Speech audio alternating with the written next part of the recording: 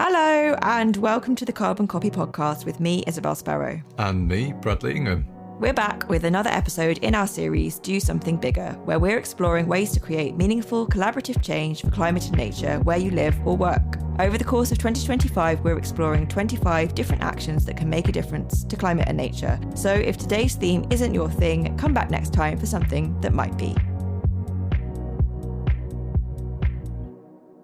Today's episode is called Protect Our Shores. We're making waves this week as we dive into the deep end of marine conservation in the UK. That's right, we're exploring how to keep our coasts afloat in the face of climate and ecological challenges. We'll be hearing from two inspiring guests who are working to protect our marine ecosystems and keep our shores thriving. And we'll also be discussing our thoughts on the new David Attenborough film, Ocean, and what we can do in our communities to help. But before we dive into all of this, let's set the scene. The UK has over 17,800 kilometres of coastline with a huge variety of habitats, everything from sandy beaches and salt marshes to rocky shores and kelp forests. It's also important to note that our oceans play a crucial part in producing the air that we breathe. Phytoplankton, which are tiny marine organisms living near the surface of the water, contribute 50% to 85% of the oxygen in the Earth's atmosphere. That means that the ocean is supplying us our every second breath. Healthy coastlines also protect us from storms and flooding, store carbon, and support livelihoods from fishing to tourism. So when we protect our shores, we're not just protecting nature, we're also protecting ourselves. But our coastlines and the seas and oceans beyond them are under threat. We did ask our first guest, WWF UK's Ocean Conservation Specialist, Tom Brook, about the biggest issues facing our shores. There's a multitude of things impacting our coasts. They range from the increasing pressure we're putting on them to provide renewable energy through to what we've always relied on the seas for, so fish and food security. But really what we've seen over the last 100, 150 years is a change in our UK coastlines in particular. And that's from a loss of critical habitats. So some people are familiar with what we call blue forests, seagrasses and salt marshes and kelp forests, and they have such an important role to play in protecting our coastlines. They actually dampen wave energy, so increasing storms and everything that's happening under climate change. These habitats act as climate buffers for us. So they capture carbon, both in the soils and the plants themselves, but they also help us to adapt to those rising sea levels, to those increasing storm damage. They sort of protect our coastlines. And what we've experienced over the last 150 years is an unfortunate and unprecedented loss of these habitats. So for salt marshes, we've lost at least 85% of them, according to some estimates, and seagrasses are gone from at least half the areas they once were. Kelp forests are thankfully doing quite well, and we're seeing the rebound in some areas where protection measures are being purposely implanted, like on the south coast of England. And so these habitats have a really important role to play in supporting coastal communities, both from that adaptation and sort of climate buffers that I mentioned there, but they're also they underpin all of our marine life. So the fish that we catch, many of them start their lives or rely on these habitats at one point in their life cycle, be it as juveniles as nursery grounds. So they use seagrasses for protection from predators, or in kelp forests for migration corridors from north and south. So actually taking efforts now to restore those isn't just a kind of marine issue. It's everything that happens between that land-sea interaction as well. Stopping pollution in our rivers means that more healthy seagrass beds in our coast can support more marine life. So there's all sorts of impacts we need to address both on land and at sea to actually help these habitats rebound. And because of what they play as that kind of underpinning of all marine life, they support everything from the fish that we have right on our coastline to those we have in the deep sea.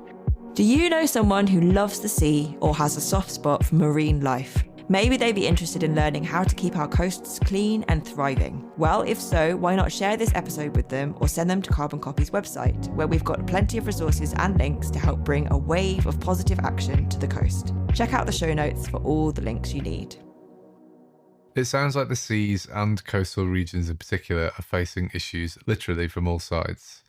This link between what happens upstream and what happens in the ocean was also something we heard about from our second guest, Dan Barrios O'Neill. He's head of marine conservation at Cornwall Wildlife Trust.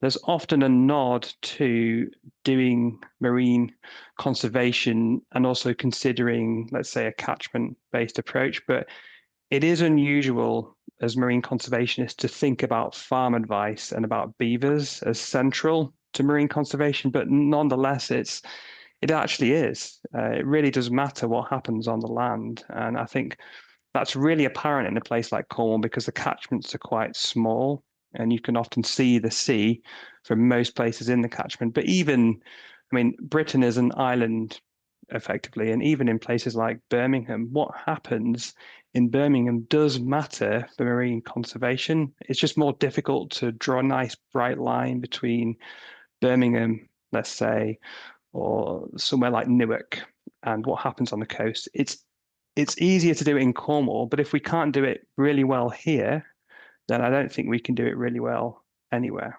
Yeah, you definitely would have thought that connecting people with the sea in Cornwall would be relatively easy. In fact, I imagine that the vast majority of people who go to Cornwall, whether it's permanently or just on holiday, do so because they love the coastlines and the landscapes. Loving it doesn't always mean looking after it, though. We asked Dan whether there were any downsides to trying to conserve wildlife in a place which is famous for natural beauty. A relatively small part of the country which doesn't have great infrastructure like Cornwall is going to suffer on some fronts from lots of people visiting the area in the summer months usually. And so we can see, for example, wildlife disturbance events going up in the tourist season, and that's something that we are working to address with other conservation organizations in the region. And so there are some frustrations that come with the influx of tourists, but there's also a lot of opportunity. There's opportunity to connect people with marine environments to bring about a kind of way of caring that wouldn't necessarily exist. And I think that when we think of marine conservation in a global sense, our minds are often drawn to, tropical coral reefs and these wonderful kind of vistas and just ostentatious displays of life that you see. But actually, Cornwall can help people, I think, realize that we have some of the most significant marine environments anywhere, full stop. And allowing people access to that does come with some downsides. But the overwhelming story for me is one of an upside, which is there's opportunity for people to care and get invested in this very special part of the world. I think that's a really important point, and one that is sometimes lost on people. Is just that what we have here is special and worth protecting, and allowing people to experience it, I think, creates that collective will to protect it. So, talking of public awareness, I think now might be a good moment to mention the new documentary Ocean with David Attenborough. It's been in the cinema for a few weeks now, and it's going to be released on Disney Plus on World Oceans Day, which is on June the 8th.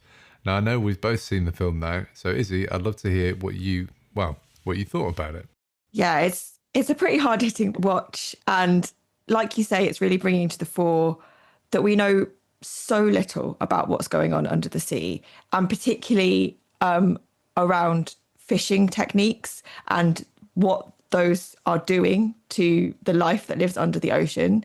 And it's not just about these things happening in really far off parts of the world. It's happening on the shores of the UK as well. And it's really quite a disturbing thing to see. What about you? Yeah, I feel like there's a few mind-blowing moments. I think it's something like this 400,000 trawling boats that go through the ocean, and it's in parts of the world. It showed it on a map where you're like, wow, they're actually like they're everywhere. It's absolutely everywhere, and this destructive fishing style is just absolutely devastating for all the nature around. So it is it's pretty depressing watch, but there is an element of positivity that I think we should talk about as well, and that's the ability for the ocean to be able to regenerate itself. Yeah, it was something that I didn't realise at all is this amazing power that parts of the marine wildlife has for just essentially growing back. If you leave it alone, it can grow back, even coral.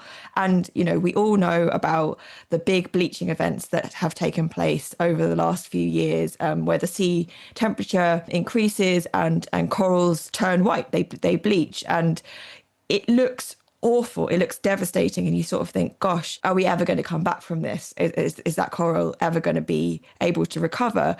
And yet there are places in the world where it is. And in the film, we saw parts of coral reefs where there were baby corals growing, and it all just sort of felt a little bit more positive. So it was really good to see that, and a bit of a relief, and to know that, you know, there are things that we can do or not do to allow that to start to recover. Another thing that was really great to see was about these highly protected marine areas. We learn about a couple, both in the US, one just near Hawaii and one just off the coast of California. So in both those places, there's this absolute ban on fishing. It's called a no-take zone. And the results of that have been absolutely incredible, because the populations of fish have been allowed to replenish, because the sort of smaller marine life has been allowed to come back as well. It's just absolutely thriving now. And what's really brilliant about it is that it's not just affecting the areas directly within that no-take zone. It's also spilling out into the rest of the ocean, because, of course, there's no physical boundary in the ocean. The ocean is a big, wide open sea. Essentially, it's all one big sea. And so the areas around those no-take zones are also thriving as well. And it's really helping the wildlife beyond there, but it's also helping fishermen. And we had a really lovely part with a fisherman who was explaining how much of a positive impact it's had on him and his business as well, which is great to see, because you'd have thought that maybe fishermen would be not that into the idea of a no-take zone, since it's literally what they have to do to make their money. Yeah, you could sort of think as you're watching the film, like, oh, I can see that fishermen aren't going to agree with where this is going, but there is this sort of beautiful relationship that can happen if more of these no-take zones are allowed to happen across the world. It was definitely a ray of sunshine in what I would say was a pretty difficult watch. I think maybe we should address the things that we can do together on our level to sort of help towards protecting our own coasts in the UK. We spoke to Tom Brook about how WWF UK is helping to bring the people of the UK closer to protecting our coastlines, and how they're ensuring that people feel connected to the ocean. Really, the key thing that we're doing to try and get people excited and feel connected to the ocean is bringing them along that journey with us. So getting people to come and plant seagrass, members of the community, having them be able to see all of the benefits of seaweed farming without just seeing what the impact on the sea would be, so the actual infrastructure itself. These are all really important aspects of trying to get people to really appreciate what the sea does for us. Being out of sight, out of mind, it's harder to appreciate what the sea does for things like climate change than, say, a forest does. I think we've all become quite familiar with how forests, absorb carbon, the trees, it's stored in their trunks and their roots. And we don't really appreciate the same happening with the ocean. And so what we do, and I think what's great about WWF and all of the other NGOs working in this area, is try and communicate that better, try and bring it into terms that we all understand. And so bringing these areas like blue carbon, which is the ability for the ocean to absorb carbon like trees do, is really important. And helping people to understand how those benefits mix and affect our individual lives is really how WWF UK is doing it. But nothing is more impactful, I think, than actually getting people out. The planting of seagrasses, the seeing of harvesting of seaweed. These are kind of things are really important to make sure that people feel connected to the ocean. And again, it's with the immense coastline we have in the UK, it's so important to make people feel connected with that, rather than just kind of all the habitats they can engage with on a daily basis. And there's a real growing evidence base to suggest that being around blue spaces, so our coasts, ponds, lakes, streams, rivers, all have a benefit to our mental health as well. So trying to make sure that people feel that you can get out to these habitats and making them accessible is also very important. Carbon Copy is all about local action for climate and nature, but I think many people find it hard to get their heads around the idea of local action to support or tackle the impacts of climate change that happens in the sea, because after all, none of us lives in the sea. None of us owns a part of the sea. We asked Stan about this, and he told us about some of the work happening in Cornwall to bridge this gap. I think the fact that our local nature recovery strategies stop at the tide line is something of an issue, because nature doesn't really respect that boundary. So on the land, we have the ability to buy sections of land and do conservation in the way that we think is best on that land. And that's great, and it should be done, of course, but that doesn't get to happen in the sea. We don't get to buy bits of the sea and manage the sea in the way that we think is best. It is necessarily a social and political project to do marine conservation properly, and therefore it needs buy-in from stakeholders, from community groups, from fishers, and that sort of thing. So it's really lovely to see the council in this part of the world working to develop a marine recovery framework that will complement those local nature recovery strategies. So what the trust is doing, perhaps the most important thing that I think we do in Cornwall is facilitate a network of community groups. This is called the Your Shore Network, and these are 21 independent community groups that do marine conservation in the ways that they think are best with their priorities where they live. And that can be everything from helping with our seagrass restoration programs that we have going on down here. It can include getting involved with the citizen science programs that we run.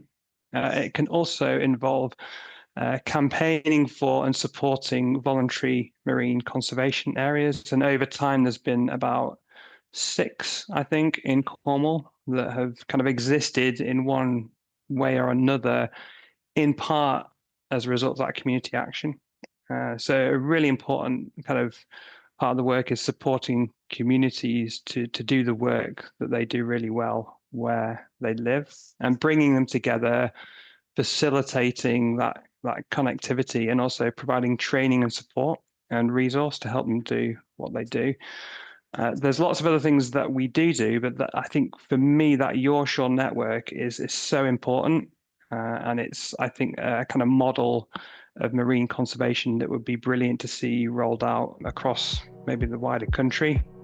I guess this is a good time to note, if all this talk of seagrasses is floating your boat, then you should definitely head over to our episode Sowing the Sea from our All Nature series to learn more about this fascinating marine plant species. But of course, don't go just yet. So we've looked at the biggest issues facing the UK's coastlines and how these two organisations are addressing our personal connectivity to the sea and also the connection between our land and the sea. I think it's high tide we heard about some of the work WWF UK is doing to help marine species to thrive and to provide us with benefits including biodiversity, carbon sequestration and food security, where we're aiming to restore 15% of seagrass beds around the UK. And this has really been sort of the initial pilot, really leading the way and helping to determine the best ways to regrow seagrass, to replant it and bring all those benefits back to our coasts. And that's happening in various places in Wales and England, including the Solent, but also in the Firth of Forth up in Scotland. And that's where we're both trying to reintroduce seagrass meadows, but also native oysters. And what that does is bring back an important keystone habitat, which is oyster reefs. And what oyster reefs do is they actually filter water, and there used to be a huge abundance of oyster reefs in the Firth of Forth. At one point, I believe the maximum fishing that was happening there was pulling out 30 million oysters a year. And so this is the first time oysters have been put back into the Firth of Forth for over 100 years. And it's a really exciting project, because what that means is the oyster reef that we hope will establish there in due course will start to filter that water again and really change the dynamics for all the other species and habitats in that region. So by reintroducing both seagrasses and oysters, we're hoping that they support each other in making the best case possible for their restoration. So it's quite an exciting time to be involved in that. And then there's also an exciting development in the potential for seaweed farming in the UK. Seaweed farming is a really important area and a really quickly developing field that can meet both our food security needs, so in producing seaweed as food, which is quite a novel thing, but also helping to buffer climate change, support biodiversity. It's quite unlike other forms of aquaculture, it has very small impacts in the ocean, but brings benefits as well. And it produces this biomass, this seaweed that can be used for so many things, from seaweed packaging through to human food and animal feed. And it's a really versatile product that we are hoping can integrate into all sorts of supply chains in the UK. And it will bring a really sustainable supply chain that we currently don't exploit. And it's great for coastal communities as well, because where jobs had previously been supported by fisheries or other areas that are now kind of lacking, we hope that seaweed farming can support more coastal communities as well. Wow, who'd have thunk it? Do you fancy a little bit of seaweed for supper, Brad? Well, I do love crispy seaweed from a Chinese. I wonder how actual seaweed would taste deep fried. Maybe with a little side of chips at the seaside. Well, I'll leave that to your imagination for now, Brad. But speaking of fried food, we did speak to Dan about ways that what we eat can have a big impact for marine conservation. Certainly in terms of actions that can be taken that move the needle for marine conservation. I think there are a couple.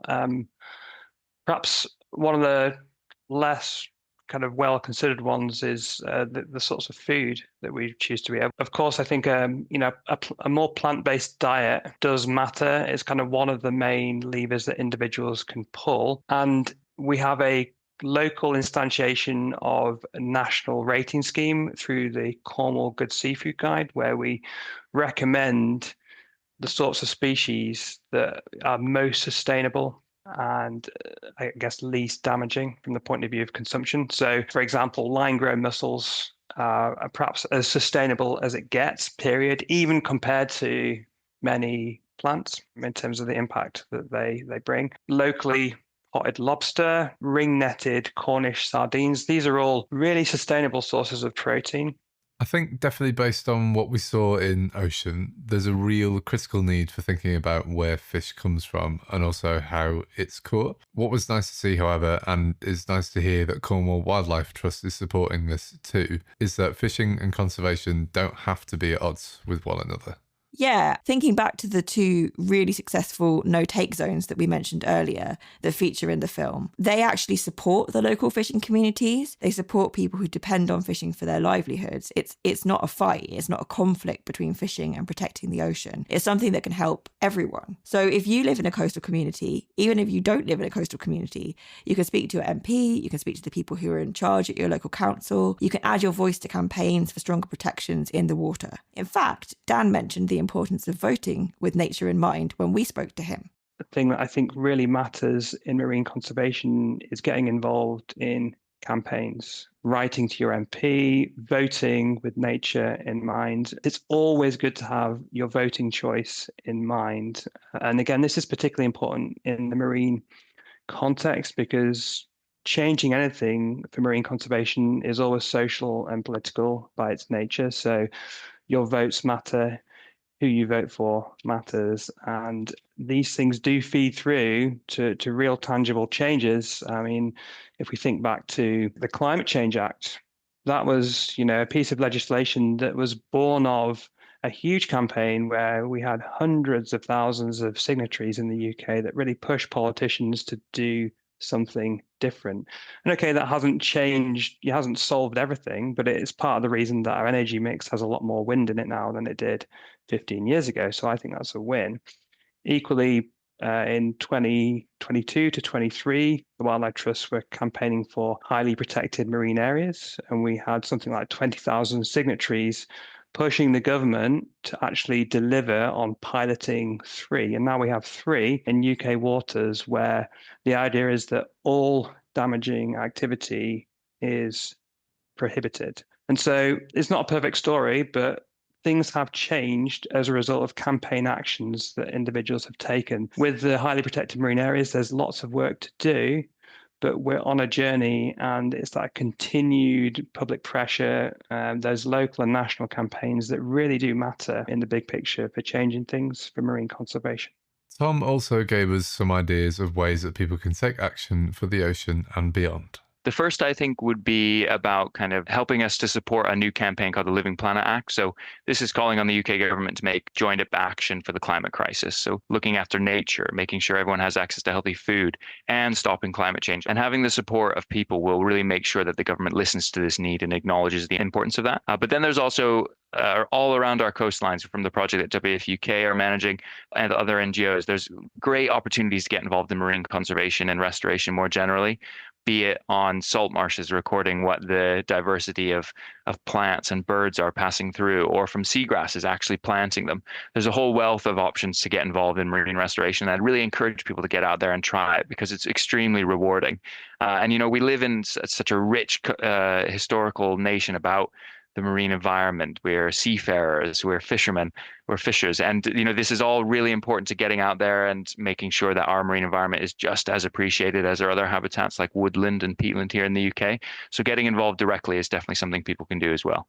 It sounds really exciting. I'd love to get out there and do a bit of seagrass planting. What do you think, Brad? Yeah, I could definitely dip my toe in the water of marine conservation. Oh my. Could this be our poddiest episode yet? We'll see.